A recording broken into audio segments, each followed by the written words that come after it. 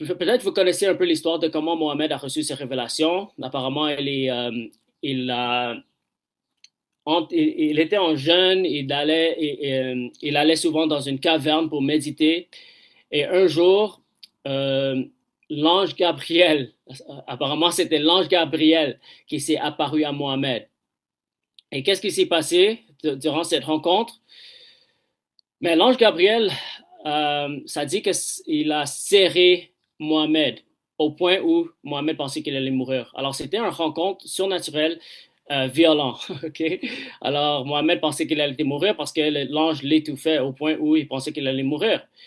Et l'ange le disait de lire. OK? Il a dit de lire, euh, lire ce que, comme je vais te montrer comme des paroles et tu vas le lire. OK? Mohamed dit, je ne sais pas comment lire. Et trois fois, l'ange l'a serré violemment jusqu'au point où Mohamed a finalement accepté qu'il va lire le Coran. Après cette expérience, Mohamed il rentre chez lui, il est effrayé, ok? Il pense qu'il est possédé et il dit à son mari, sa femme de le couvrir. Il dit couvre-moi, couvre-moi, j'ai peur, j'ai eu une expérience effrayante. Et c'est le cousin de sa femme, Khadija, qui apparemment était un chrétien. Et son nom c'est Waraka. Waraka dit que Mohamed a rencontré l'ange Gabriel. Alors, c'est pas Mohamed qui pensait qu'il a rencontré l'ange Gabriel. C'est le cousin de sa femme, Khadija, qui dit que c'était l'ange Gabriel. Et depuis ça, et c'est comme ça que Mohamed maintenant il croit qu'il est un prophète. Ok. Alors, durant la vie de Mohamed, plusieurs fois, cet être que lui il pense que c'est l'ange Gabriel lui donne des paroles à réciter. Alors, durant 23 ans de son ministère, il reçoit des révélations de l'ange Gabriel apparemment et il récite. Ok. Alors, Coran, ça veut dire récitation. Ok. Coran, c'est un texte à la base, c'était un texte oral. Ok. Durant la vie de Mohamed, c'était pas encore écrit dans un livre. Alors, tout ce qu'on lit dans le Coran, c'est des récitations que Mohamed il citait et que ses compagnons ont mémorisées. Et certains l'ont écrit sur des roches, sur des feuilles, sur des peaux d'animaux. Euh, et c'est après sa mort on l'a rassemblé dans un Coran. Okay? Ça, c'est numéro un. Durant le temps de Mohamed, okay, pendant qu'il était toujours vivant, déjà, il y avait des différences entre des récitations. OK? Alors, on a un hadith, OK, un hadith authentique dans Sahih Bukhari. Ça dit qu'il y a deux compagnons de Mohamed. Ils étaient en train de réciter le Coran différemment, au point où un des compagnons, il a pris l'autre compagnon de son manteau, il l'a amené à Mohamed par force et il a dit, il est en train de réciter le Coran mal. Qu'est-ce que Mohamed dit? Mohamed dit, ben, laisse-moi écouter comment vous récitez le Coran. Et il dit, les deux récitations, même s'ils sont différents, ils sont les mêmes. Pourquoi? Parce que l'ange Gabriel a fait descendre le Coran dans 7 différents modes de récitation. Il appelle ça des haroufs. OK? Alors, selon l'islam, Mohamed a reçu 7 différents modes de récitation. OK? Les haroufs. OK? Mais les modes de récitation, apparemment, ils étaient assez différents pour que les compagnons soient en conflit entre eux. Mais selon Mohamed, il y a 7 différentes manières de réciter le Coran. Et je vais vous dire pourquoi ça c'est important. Après la mort de Mohamed, ok, qu'est-ce qui se passe après la mort de Mohamed? Encore, le Coran n'est pas encore écrit sur un livre, mais le Coran est mémorisé par certains musulmans ont mémorisé des parties du Coran. Certaines récitations ont été écrites sur des feuilles, sur des roches. Et il y a une situation qui arrive après la mort de Mohamed, pendant que les musulmans sont en train d'aller en guerre. Okay? Après la mort de Mohamed, il y avait un grand apostasie. Okay? Il y avait beaucoup de musulmans qui ont commencé à se détourner de l'islam. Okay? Et selon les instructions de Mohamed, les apostates, on doit les enlever la vie. Alors, il y a un guerre qui se passe, OK? Et qu'est-ce qui se passe durant cette guerre? OK? Et vous pouvez voir cette histoire dans Sahih al-Bukhari 4986. Qu'est-ce qui se passe? C'est que les musulmans, ils étaient en train de mourir, OK, durant la guerre. Ils étaient en train de mourir et le premier calife, le calife, c'est le dirigeant de l'islam après le mort de Mohammed, le premier calife, il a un craint que on va perdre des grandes parties du Coran. Pourquoi? Parce que le Coran n'est pas encore sur un livre, mais ça a été mémorisé par des gens. Alors, il dit, il donne le commandement à Zayd ibn Thabit. Okay? Zayd ibn Thabit, c'est un des scribes de Mohammed. Il dit à Zayd ibn Thabit de rassembler le Coran des mémoires des hommes, des feuilles, des roches, partout où tu peux trouver les Corans, rassemble le Coran et mets-le dans un livre. Et qu'est-ce que ça nous montre?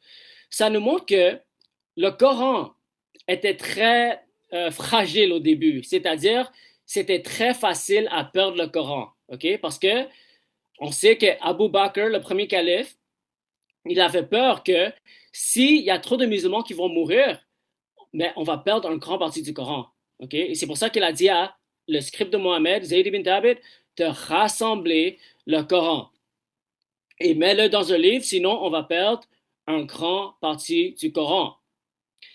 Alors ça déjà, ça nous montre que on ne sait même pas si on a tout le Coran. Parce que qu'est-ce qui nous dit qu'il y a des musulmans qui sont morts dans le champ de bataille, qui ont perdu des grandes parties du Coran? Parce que même selon ce hadith, il y a certains versets que seulement une personne avait. OK? Il y a une personne qui s'appelle Khuzaima. Lui, il avait une partie de Surat chapitre 9, la fin du verset. Et il y a pas d'autres musulmans qui avaient ce verset. Okay? Alors ça nous montre que si lui, il allait mourir dans le champ de bataille, ben on allait perdre une grande partie du Coran. Tu vois? Alors tu vois comment le Coran était tellement fragile et on ne sait même pas si on a toute la récitation de Mohammed aujourd'hui. Après cet événement, okay, après que Zayd ibn Thabit il a été donné l'instruction de rassembler toutes les récitations qui peut prendre des mémoires des hommes, qui peut prendre des roches qu'on peut trouver, qui peut prendre des feuilles. Et en passant, cet devoir de Zayd ibn Thabit, il a dit que c'est tellement difficile. OK? Ça serait plus facile pour moi pour déplacer une montagne. C'est ça qu'il a dit. Et le narratif des musulmans, ils vont dire que tous les compagnons de Mohammed ont tous mémorisé le Coran de A à Z. Et ils ont tous le même Coran qu'on a aujourd'hui. Mais évidemment, c'est faux. Parce que si c'était le cas, ben dans ce cas, Abu Bakr, qui était le meilleur ami de Mohammed, okay, le mère de Aïcha, okay, le père de Aïcha, si lui, il savait tout le Coran, il n'aurait pas besoin de demander à quelqu'un d'autre pour rassembler tout le Coran, s'il l'aurait mémorisé. Okay? Même les autres califes, les autres compagnons de Mohammed, ils n'auraient pas besoin de demander à Zayd ibn Thabit de rassembler tout le Coran et de mettre dans un livre s'ils ont tous mémorisé le Coran de A à Z. Okay? Alors ça nous montre que les compagnons de Mohammed, ils n'ont pas tous mémorisé le Coran. Okay? Ils avaient juste des parties du Coran. Okay? Ça, c'est numéro un. Okay? Après que Zayd ibn Thabit, il rassemble le Coran, il le met dans un livre. C'est là où on a le Coran physique dans un livre, on appelle ça un codex, pour la première fois après la mort de Mohammed. Mais qu'est-ce qui se passe après ça? Après que on a le codex, le Coran, okay, là, il y a d'autres différentes récitations du Coran qui commencent à développer. Alors, on voit que, encore, même après qu'on a écrit le Coran dans un livre, il y a d'autres Corans qui commencent à développer. Et il y a des grandes différences entre les différents Corans. OK? Et comment on le sait? Parce que dans le prochain hadith, 4, 9, 8, 7, là on voit le troisième calife, le troisième dirigeant de l'islam. Il s'appelle Uthman. OK? Uthman, qu'est-ce que lui il fait? Il y a quelqu'un qui vient à lui et il dit qu'il y a des grands conflits entre les musulmans. Ils sont en train de se chicaner parce qu'ils ont tous des différentes récitations du Coran. Qu'est-ce que Uthman fait? il dit, on va prendre une seule version, ok? On va prendre la version de Zayd ibn Thabit et on va le traduire tout en langage du Quraysh, ok? Alors, rappelez-vous que Mohamed a dit qu'il y a 7 différents modes de récitation, 7 différents harouf. Mais Uthman, lui, il décide de prendre un seul mode de récitation. OK? Alors, on n'a plus les 7 différentes récitations que Mohamed a reçues. Maintenant, on a un seul sous le calife Uthman. Il y a un seul récitation qu'il a choisi et il a traduit au langage de Quraysh. Okay? Le langage de Quraysh, il a dit, ça c'est le langage de Mohamed. Il a dit à Zayd ibn Thabit et à 3 autres scribes de standardiser une seule version. Okay? Il a pris la version de Zayd, mais il a dit aux scribes, si vous n'êtes pas en accord avec quoi que ce soit dans la version de Zayd, là vous allez le traduire aux versions de Quraysh. Alors tu vois que c'est un Coran standardisé par Uthman. Et qu'est-ce qu'il fait avec toutes les autres versions du Coran? Est-ce que quelqu'un sait qu'est-ce qu'il a fait? Il les brûle. Je pense que Carl t'a répondu, mais tu étais soumis aussi. Alors, ouais, il brûle toutes les autres versions du Coran. OK?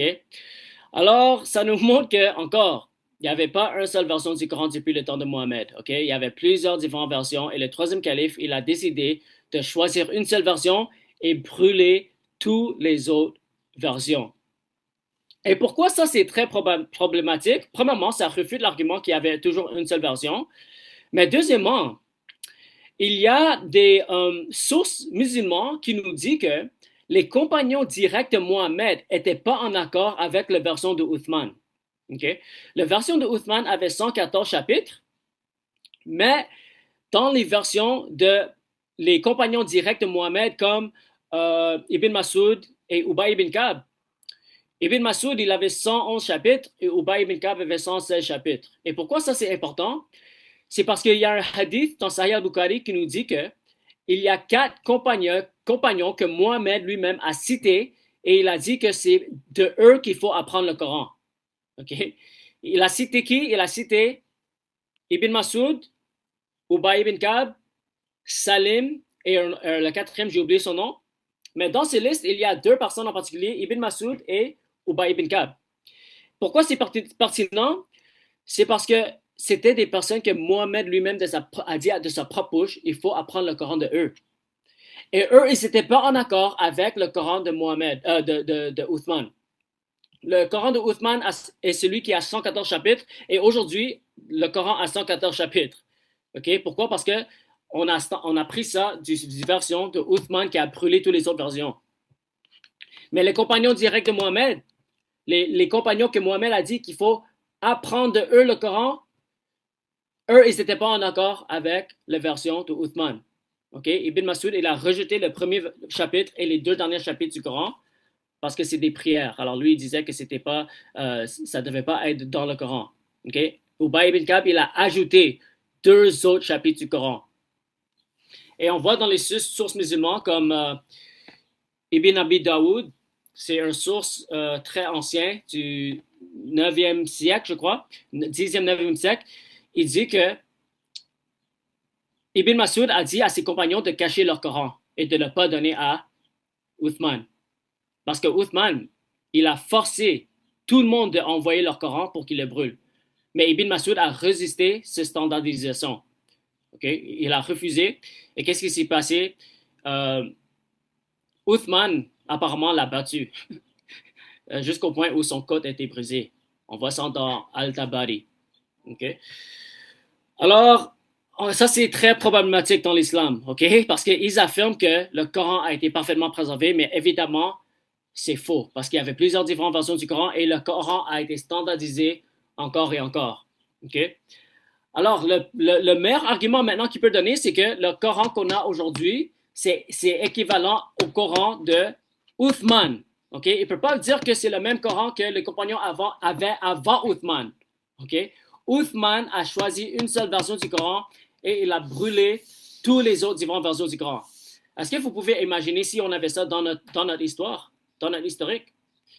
Imagine que L'apôtre Paul, ok, l'apôtre Paul, il dit à les disciples de Jésus, amenez tous vos livres, tous les évangiles que vous avez écrits, amène-les tous.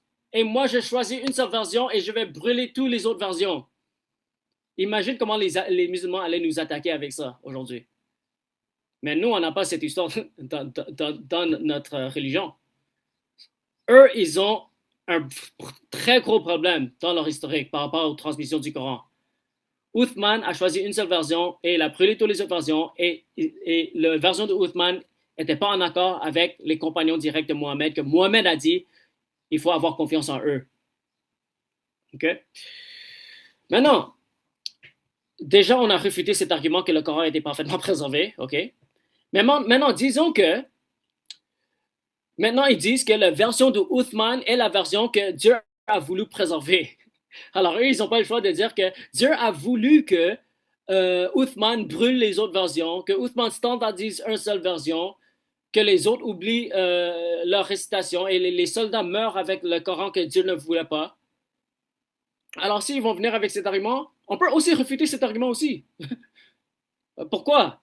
Parce que Uthman, okay, quand il a standardisé le Coran, il n'y avait pas de marque diacritique. Alors, si tu examines les manuscrits du Coran le plus ancien, les manuscrits du Coran le plus ancien n'avaient pas de marque diacritique ou de point diacritique. C'était juste des consonnes. Il n'y avait même pas des voyelles. Okay? C'était juste des consonnes. Ça s'appelle les rasm. Okay? C'est les textes de consonnes.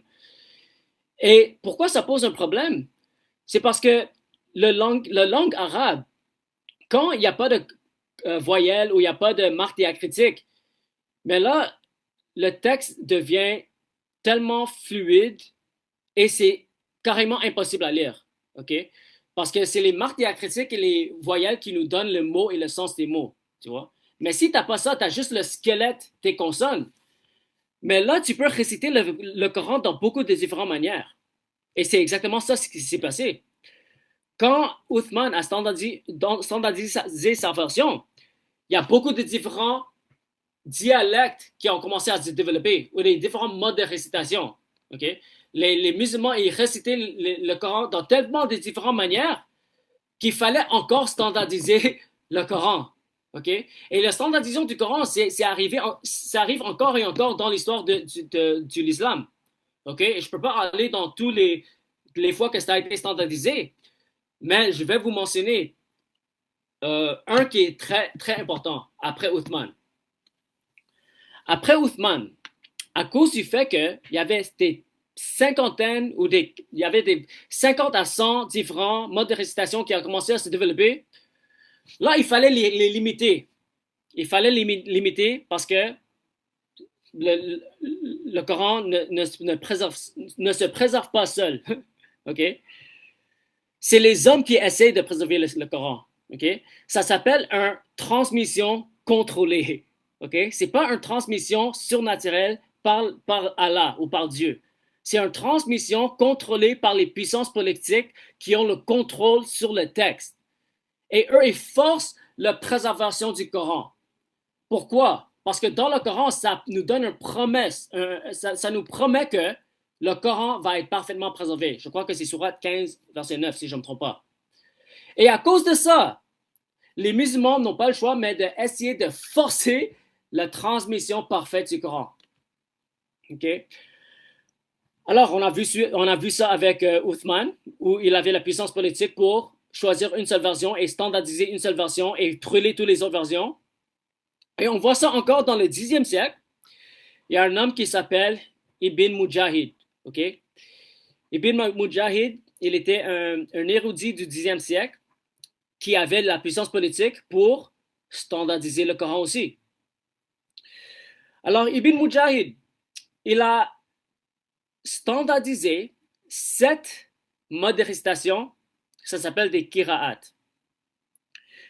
Encore, pourquoi? Parce qu'il y avait beaucoup de différentes récitations qui ont commencé à se développer et il fallait encore standardiser le Coran.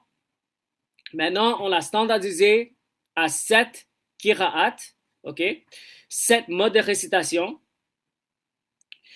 Et ça, c'est important à savoir Pourquoi? Parce que, rappelez-vous que j'ai dit au début que Mohamed a reçu 7 modes de récitation, les harouf. OK? Mais rappelez-vous que ça, c'était avant la standardisation de Uthman.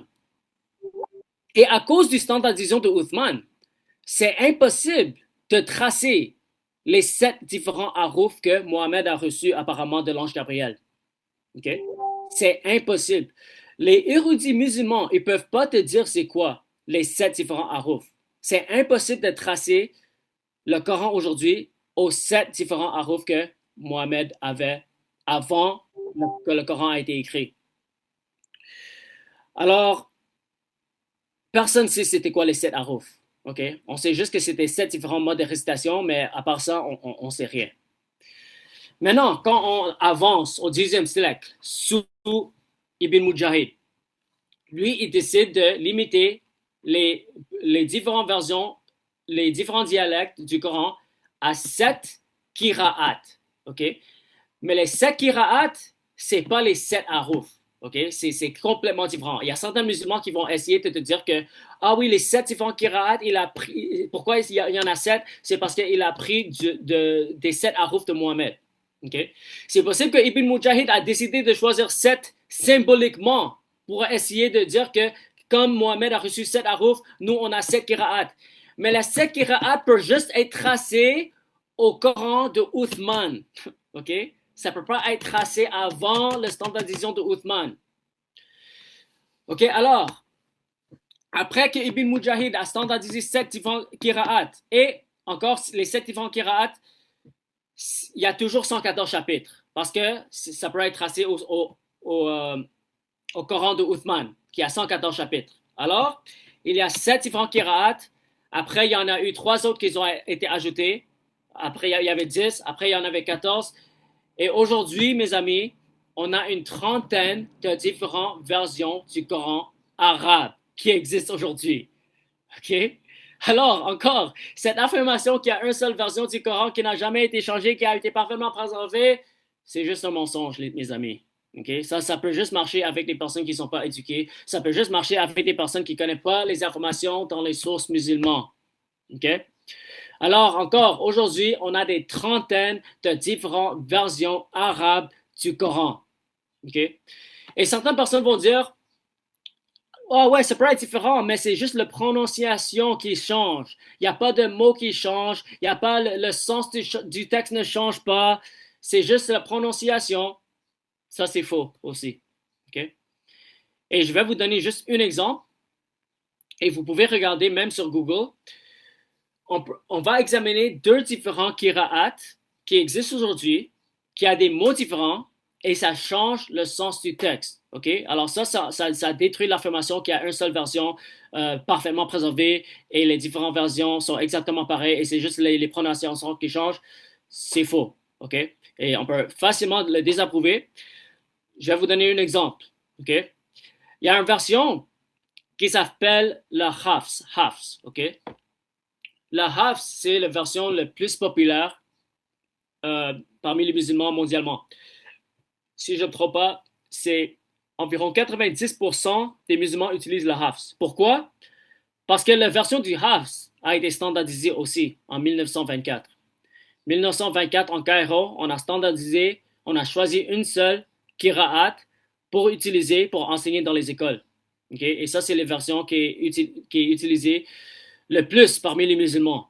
Okay? Le deuxième plus populaire, c'est la version de Warsh. Alors, par exemple, si tu vas au Maroc, on va utiliser plus la version du Warsh. Mais le plus populaire, c'est la Hafs. OK? On va comparer la version du Hafs avec une autre version qui s'appelle Khalaf. OK? Alors, dans la version du Hafs, quand on lit Surat 37, verset 12, ça nous dit que Allah s'étonne, ok? Alors ça dit mot par mot, tu t'étonnes qu'il se moque de toi. Ok? Alors c'est Allah qui parle à Mohammed. Il est en train de dire à Mohammed que Mohammed s'étonne que les païens se moquent de lui. Ok? Alors c'est écrit, tu t'étonnes qu'il se moque de toi. Tu peux même, si vous voulez, juste faire Google, Surat 37, verset 12, et aller sur Image. Vous allez le voir tout de suite. Il dit, tu t'étonnes qu'il se moque de toi, mais quand on voit dans la version de Khalaf, La version de Calaf, ça dit « Je m'étonne qu'il se moque de toi ». OK? Alors ça, c'est deux mots ou deux versets qui sont différents et il y a un mot différent qui change le sens du texte. OK? Alors, si vous êtes là, vous pouvez voir dans les images, Surat 37, verset 12, la version de Hafs dit « Tu t'étonnes qu'il se moque de toi ». Alors, tu t'étonnes, le mot en arabe, c'est ajabta. OK? Tu t'étonnes qu'il se moque de toi. Dans la version de Khalaf, le mot c'est ajabto. OK? Ajabto veut dire je m'étonne qu'il se moque de toi. Alors, ça nous montre que dans ces deux versets, il y a un mot différent et ça change le sens du texte. Parce que le premier dit que Mohamed s'étonne que les païens se moquent de lui. Et dans la deuxième version de Khalaf, ça dit que c'est Allah qui s'étonne que les païens se moquent de lui. Alors on voit dans deux des Qira'at, deux des versions arabes, il y a un mot dans Surat 37, 12 qui est différent et ça change complètement le sens du texte. OK? Alors jusqu'à là, est-ce que vous avez des questions?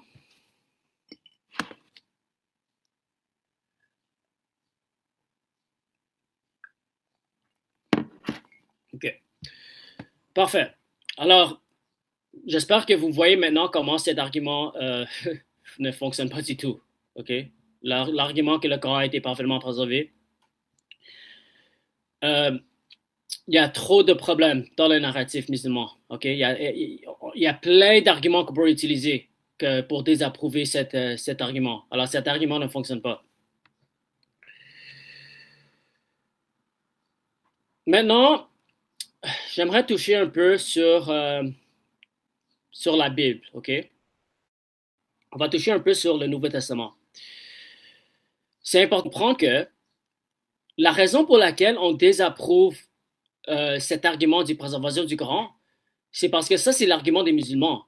Ça, c'est l'argument qu'ils vont essayer d'utiliser pour prouver leur religion et désapprouver le christianisme.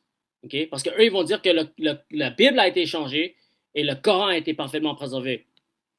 Alors, quand on défend la Bible, probablement, c'est important de comprendre que nous, notre argument n'est pas que la Bible a été parfaitement préservée mot par mot, point par point. OK?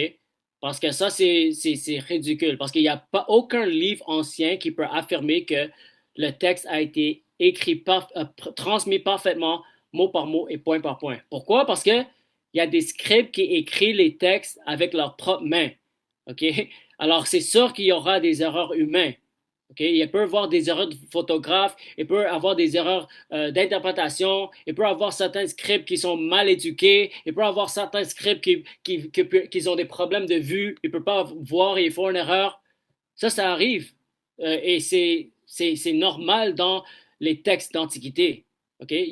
Tu ne peux pas trouver deux manuscrits qui sont exactement pareils dans l'Antiquité. C'est impossible. Okay? Mais nous, notre affirmation, ce n'est pas que il n'y a jamais eu une seule erreur durant la transmission du Coran. Il n'y a personne qui peut affirmer ça durant la transmission de la Bible. Mais nous, notre affirmation, c'est que le message de la Bible n'a jamais changé. Le message essentiel de la Bible n'a jamais changé. Okay?